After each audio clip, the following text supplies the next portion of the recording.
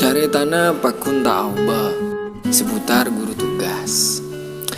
Menabiku lebih embian pada meker.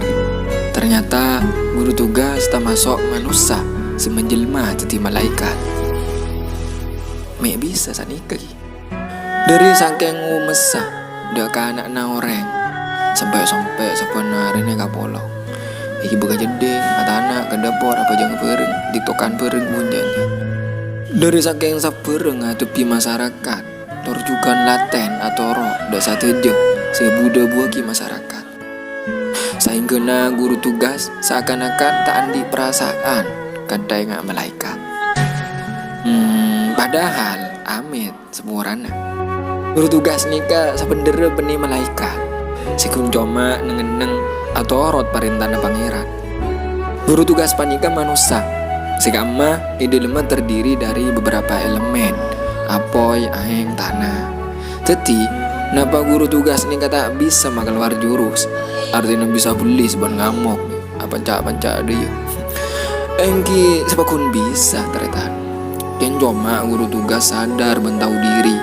Jak sangguna guru tugas, tugas dari pondok. Benih pakon ajak lojak lembaga na orang. Makujur pondok ke orang. Melainkan kami ditugaskan itu agar bisa mewarnai pesantren yang ada di Nusantara ini dengan warna yang telah kami bawa dari pesantren kami tercinta ini.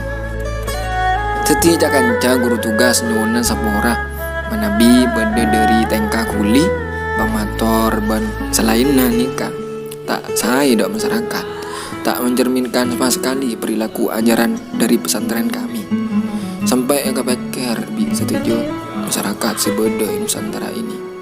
Seumpama beda guru tugas sekerang atau keras kami sebagai guru tugas nyona sepura.